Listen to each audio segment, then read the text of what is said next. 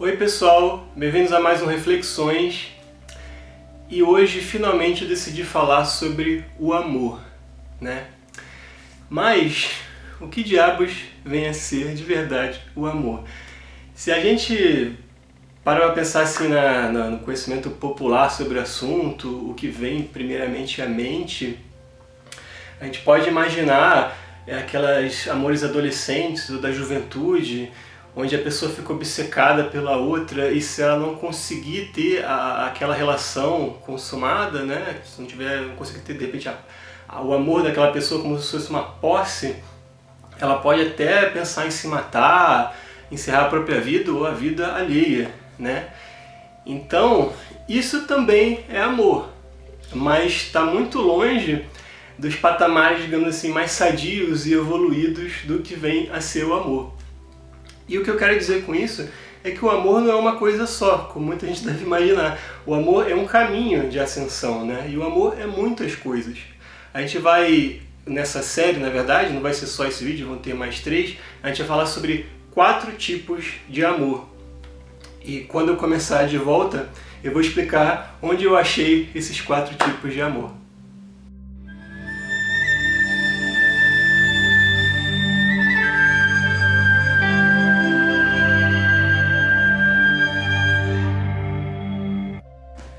Bem, são 4 tipos de amor, né? Eu vou explicar como é que eu encontrei eles.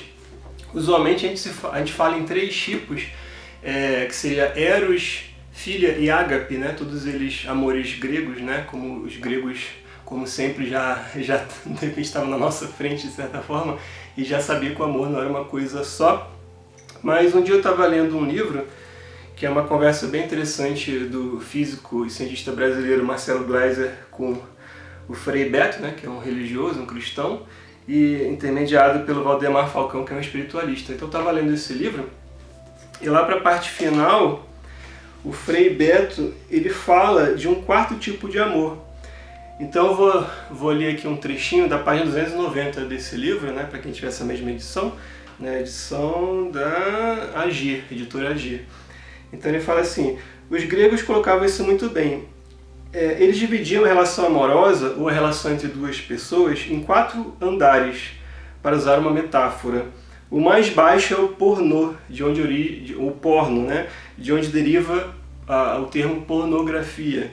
Quer dizer, o meu prazer é a sua degradação. Isso segundo o Frei Beto, né? A gente vai analisar isso melhor daqui a pouco. O segundo, Eros, o meu prazer é o teu prazer. Daí erotismo no sentido freudiano, não no sentido luxurioso de hoje, também palavras do Frei Beto. O terceiro era Filia, amizade, cumplicidade, quer dizer, o prazer de 2 cria entre eles uma relação de afeto e fidelidade. E o último e supremo nível é o ágape, a felicidade de 2 pessoas, é tão profunda que prescinde de palavras e gestos, é uma comunhão espiritual. Então, aqui o Frei Beto já dá alguma análise desses 4 temas, eu vou analisar melhor ao longo da série, vão ser 4 episódios como eu falei. Esse primeiro aqui a gente vai falar de porno ou pornô. Então na volta vamos começar por aí. Bem, a gente está acostumado a associar o instinto sexual puramente animalesco a uma coisa trevosa, uma coisa baixa, uma coisa ruim, né? Até pelo conservadorismo religioso a gente chega nesse aspecto, né? E que a gente tem que renegar isso pro lado trevoso, sombrio da vida. Mas eu acho que isso acontece justamente porque a gente não analisa exatamente o que é isso, né? O que é esse instinto, e entende que ele, na verdade, é um gatilho que vai te levar para um patamar mais elevado. E você não deve negar que ele exista, né? Não deve varrer para debaixo do tapete, porque ele volta e volta muito pior, como a gente vê em vários casos aí de pedofilia, né? entre padres e religiosos em geral, e todo tipo de conduta sexual duvidosa, assim, que cai por esse lado de você reprimir esse instinto, né? Como se ele não existisse. E na verdade, quando você faz isso, se torna ele cada vez mais perigoso, né? O ideal é você jogar uma luz sobre ele, entender o que ele significa. E é o que a gente vai tentar fazer aqui, começando pelo porno, né? Pela imagem da pornografia, que seria uma referência aos instintos mais baixos, assim, puramente sexuais, perante animais, da espécie humana. Então, vou começar aqui pelo texto. Na verdade, isso aqui é uma série que ficou muito conhecida no meu blog, que chama Quatro Amores, eu estou trazendo aqui para o canal. Então, de vez em quando eu vou ler um pouquinho, porque eu acho que é interessante, muita gente já leu isso aqui e gostou, então acho que vale a pena trazer para vocês lendo uns trechinhos, tá? Então, vamos começar por porno, ou despertar. Em algum córrego de água fluente, colônias de bactérias lutam pela sobrevivência. Um grupo de colônias flutua pela correnteza e guarda toda a energia adquirida do ambiente para sua autopreservação. Muitas vezes o grupo flutua junto, muitas vezes algumas bactérias se desprendem e rumam para o fim quase certo. Então são bactérias flutuando na água, basicamente o que eu estou falando aqui, tá? Mas outro grupo gasta parte de sua energia para produzir uma peculiar substância viscosa. À primeira vista, pode parecer um grande desperdício, uma mutação fadada à extinção, ou seja, são bactérias que estão gastando suficiente energia para criar uma substância viscosa que não vai necessariamente ajudar elas individualmente.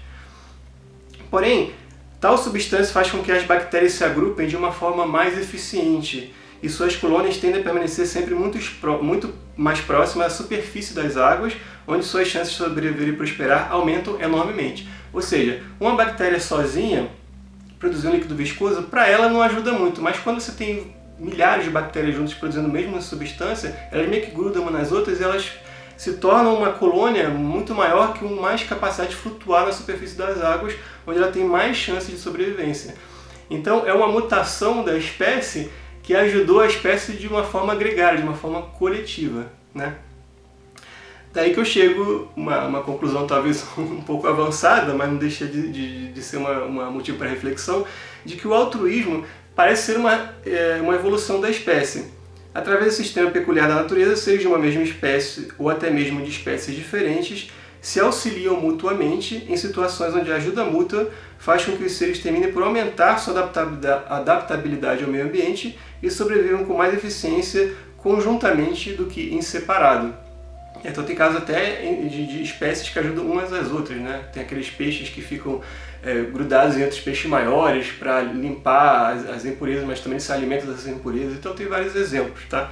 Tem passarinhos que são tipo dentistas de mamíferos, que eles ficam pegando esse pedacinho de carne que fica entre os dentes dos mamíferos e também ajudam, né? E também se alimentam, então é por aí.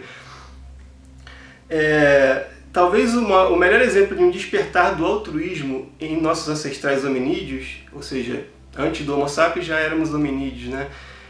Talvez o melhor exemplo esteja intimamente ligado ao fato de hoje andarmos eretos entre duas pernas, né? e não com quatro patas.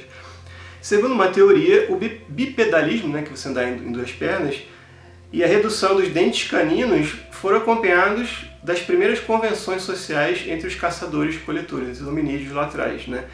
As fêmeas passaram a preferir machos menos agressivos e passaram também a trocar sexo por comida, além de se comprometerem por mais tempo com a educação dos filhos. Isso favoreceu nos machos e, consequentemente, em toda a espécie dos hominídeos ancestrais, o bipedalismo. Assim poderiam se deslocar por distâncias maiores e carregar oferendas, pequenos pedaços de comida, sejam frutos ou carne de animais abatidos, para trocar por sexo. Ou seja, eles tinham que carregar coisas, né? Não conseguiam carregar tudo só com a boca, que já não andava mais em quatro patas. Então foi uma evolução gradual onde a gente começou a andar entre duas patas, né? Entre duas pernas, na verdade. E aí os machos eles iam caçar e conseguiam trazer oferendas para as fêmeas para trocar por sexo e depois, mais tarde, para alimentar a própria cria, né? Porque a gente nascia muito frágil comparado com os outros animais e a fêmea tinha que ficar cuidando da cria durante um tempo, numa caverna, num lugar seguro, e ela não poderia caçar nesse momento. Então, mais uma razão para os machos terem que trazer a comida, né? A redução dos caninos talvez indicasse que os machos não precisavam mais competir agressivamente pelas fêmeas e que a troca de carinho, sim, talvez a gente pudesse já usar essa palavra naquela época, era mais reconfortante e necessária então do que as lutas sangrentas pelo direito de copular com as fêmeas. Se alguém tinha dúvidas de que a prostituição era a profissão mais antiga do mundo, a arqueologia e a antropologia têm nos deixado muito clara essa questão. Não só parece ser a profissão mais antiga, como também a razão primária do primeiro sistema de trocas entre seres humanos ou mesmo entre hominídeos, né, antes do Homo sapiens. O termo em grego para prostituição era porneia, E em português seria algo como pornô ou pornô, né? Porno ou pornô, na verdade. Então a pornografia nada mais é, portanto, do que a ilustração ou a imagem da prostituição. Então ali o Frei Beto, por ser um religioso, mais conservador nesse sentido, já chamou assim, a prostituição de uma degradação, né? E nem sempre é assim, na verdade, né?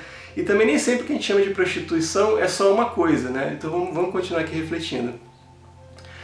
Numa relação pornográfica, há sempre um indivíduo que visa obter alguma compensação financeira pela oferta de seu corpo a outro indivíduo que, por sua vez, visa uma satisfação sexual em troca do dinheiro desprendido. Ou seja, alguém paga e outra pessoa oferece o corpo em troca, né? E você paga para ter o seu desejo sexual correspondido. Milhões de anos se passaram e muitos de nós continuam se comportando como hominídeos, como se tivéssemos acabado de aprender a andar com 2 patas ou 2 pernas. Né?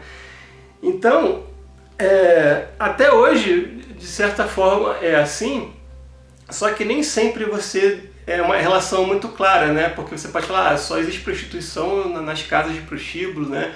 Onde as mulheres estão lá com aquelas roupas assanhadas e a pessoa vai lá e o homem vai lá de repente é seduzido por aquilo e ele vai e gasta o dinheiro dele para ter uma relação sexual. E já é uma forma meio preto no branco de analisar a situação. E também muitas vezes a prostituição, não chamada como prostituição, mas ela acontece nas relações do dia a dia, né? Qualquer sistema de trocas, né, por alguma compensação sexual poderia estar enquadrado aí. Agora, será que isso é sempre ruim? Né?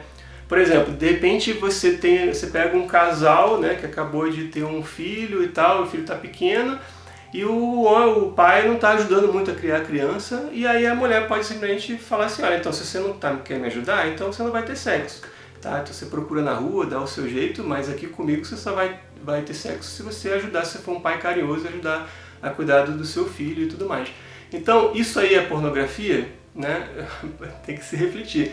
Né? E se for, a mulher não está correta nesse sentido, né? Se é um mecanismo que ela tem para conseguir fazer o homem cuidar do filho dele, não seria uma pornografia no bom sentido, né? Então é por aí que a gente começa a ver que a coisa nem sempre é trevosa, né? E é isso que eu queria que vocês parassem para refletir, mesmo aqui ainda no porno, né? No pornô, que mesmo no pornô você já tem uma gradação, né? Uma graduação, né? Como a gente fala no hermetismo, nunca as coisas são 8 ou 80, preto no branco, sempre tem uma gradação, né? E você vai de um ponto ao outro gradativamente. E aí você vai eventualmente chegar nos outros estágios do amor, mas mesmo no porno você tem várias espécies de pornografia, né? E quanto mais a pornografia envolve violência, sentimento de posse, coisas assim, mais ela está envenenada, né? Porque isso eu falo que a violência é o veneno do amor, né? E o remédio do amor é o amor que vai ficando cada vez mais livre, né? E menos em relações de obsessão um pelo outro e mais relações de liberdade, onde as pessoas convivem mutuamente, como a gente vai ver no decorrer da série. Então, acho que é isso que eu tinha para falar, mas ainda falta Schopenhauer e o que Schopenhauer tinha a dizer sobre esse tipo de amor. Bom, finalmente vamos falar aqui no canal sobre Arthur Schopenhauer, que é um dos meus filósofos prediletos, né? E também incentivou muito Nietzsche na época. Nietzsche gostava muito dele, pelo menos. E ele é muito conhecido pela obra-prima dele, que é O Mundo como Vontade e Representação, que, pasmem, nada mais é do que um comentário sobre Bhagavad Gita, que não à toa é o livro que eu mais, assim, o melhor livro que eu já li na vida, como eu falei naquele vídeo, os 10 maiores livros sagrados. E não à toa eu gosto de Schopenhauer porque ele conseguiu de alguma forma falar sobre o Gita numa linguagem puramente filosófica, e as pessoas, muita gente lê Schopenhauer e não faz a menor ideia de que está, na verdade, lendo sobre filosofia do hinduísmo antigo, né? O plano do hinduísmo ali da época de Cristo, ou séculos após Cristo, que o Bhagavad Gita é mais ou menos daquela época, né? E por que eu digo isso? Porque o cerne da filosofia de Schopenhauer, que o mundo como vontade e representação, é que ele fala da vontade como a vontade da vida, a vontade da natureza, e o resto é só a representação, ou seja, o que existe mesmo, a coisa em si, é a vontade da vida, a vontade da natureza, ela que conduz tudo o que acontece. E a gente vive meio que no mundo de Maia, no mundo ilusório, onde as coisas fluem e se transformam e nunca são constantes, nunca são eternas, né? Que é a representação. Então, segundo Schopenhauer, se diz que Schopenhauer é o filósofo do pessimismo, mas na verdade o pessimismo de Schopenhauer é um alerta para você sair do mundo de Maia. Talvez ele mesmo não tenha conseguido sair do mundo de Maia, por isso ele tenha sido pessimista. Mas ele enxergou que entre os budistas, principalmente, o pessoal do hinduísmo antigo, que conseguiam entender o que era essa coisa em si, então a pessoa se desprendia do ego, né? Se desprendia desse mundo de representação ilusório e se focava na coisa em si. Só que ele também falou sobre isso numa questão amorosa. Tem um livro dele chamado A Metafísica do Amor e Outras Reflexões, que a gente publicou aqui nas edições Texto para Reflexão, tem na Amazon pelo preço de um café, R$ 1,99. É mais barato que um café. Quem quiser baixar, tá? Mas aqui é tipo um apêndice, na verdade, do Mundo com Vontade de Representação, e ele fala especificamente do amor, né? Do amor romântico, e ele fala como se fosse uma espécie de armadilha, né? Por isso que eles associaram muito com o pessimismo. Porque, primeiro, Schopenhauer não foi muito feliz nas relações amorosas dele, e ele também, parece que ele sempre se recusou a pensar em casar com alguém. Ele teve uma possibilidade com uma certa mulher, não seguiu adiante, não quis se casar. E ele considera que o casamento é tipo assim, uma arapuca dessa vontade da natureza para você se fazer uma reprodução, né? Você ter um filho, que a coisa toda é armada para que você se convença que tem que ter um filho, mas ele fala que ter um filho não necessariamente traz felicidade, né? Então, traz a felicidade do filho, mas não a sua, no caso, né? E talvez porque ele tenha meio que se enredado em Maia, né? Ele talvez não tenha conseguido sair para entender que isso também é uma coisa amorosa, você ter um filho, mesmo você considerando que isso é só uma reprodução sexuada, mas isso também, mesmo o instinto, por isso que eu falo, o instinto não é uma coisa negativa, é uma coisa que pode ser muito positiva, se você entende o que ele é, né? E primeiro que se não fosse por isso a gente não estaria aqui, né? Não estaria a espécie humana aqui.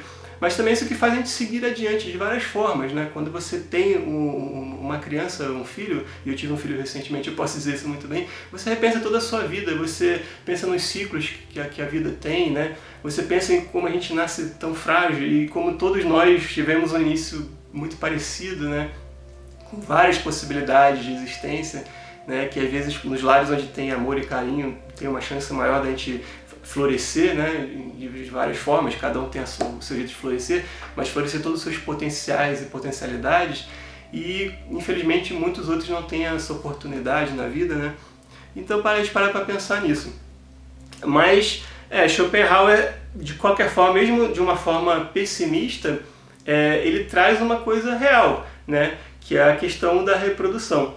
Aí teve um filósofo suíço, o Alain de Botton, também escreveu sobre muitos filósofos, também sobre Schopenhauer, nesse livro aqui, As Consolações da Filosofia, que rendeu uma série de TV que chama A Filosofia do Dia a Dia. Inclusive alguns episódios tem aqui no meu canal, tá? Consegui deixar aqui no meu canal. Tá monetizado para a BBC, no caso. Aliás, eu nem tenho monetização, mas de qualquer forma eu consegui, eles permitiram que eu colocasse, então tá legalizado, tá? Não é ilegal, não é uma cópia ilegal, então tá aqui no meu canal. E tem um episódio que é só sobre Schopenhauer, né, que é baseado também nesse livro. E eu queria trazer só uma cena muito interessante, porque o Alain de Botton, lendo e entendendo Schopenhauer, ele tenta trazer essa compreensão para os dias atuais, né, que Schopenhauer já tem alguns séculos atrás, né, não muitos séculos, mas alguns séculos atrás.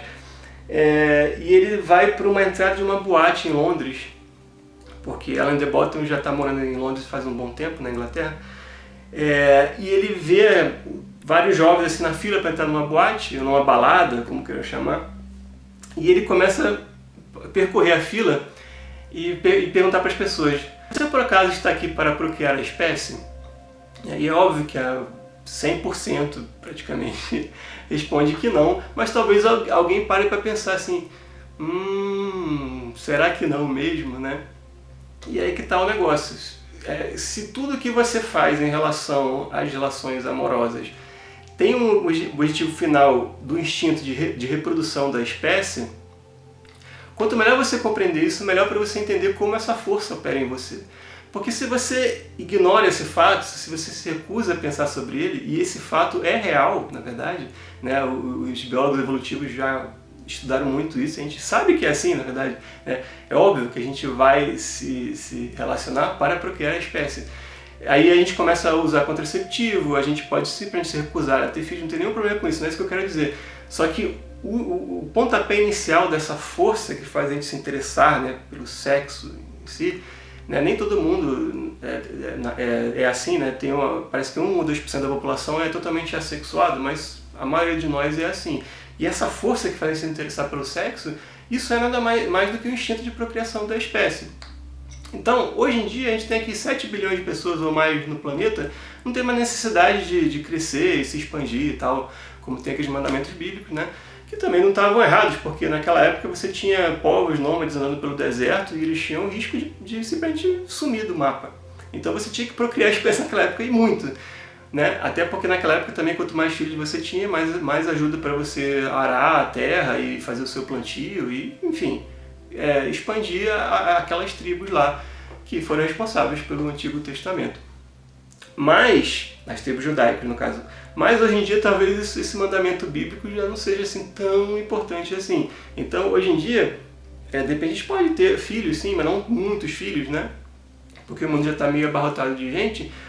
Mas de qualquer forma, mesmo que você seja ateu, mesmo que você ignore completamente o mandamento bíblico, não importa, você ainda você ainda faz parte da espécie humana e você ainda está sendo profundamente influenciado por essa força, né? Que é o caminho inicial do amor, que é o porno, o porné, ou a imagem da pornografia, né? E que você vai fazer muitas coisas, muitas talvez barbaridades na sua vida, né? Muitas coisas que racionalmente não fazem o menor sentido.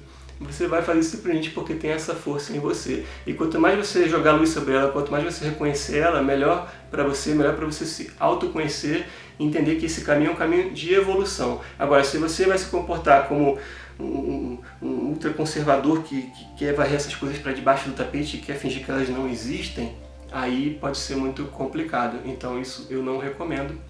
Mas vamos continuar aqui na série. No próximo capítulo aqui, próximo episódio, vamos falar sobre Eros, né? O amor romântico, o erotismo, e vamos seguindo adiante.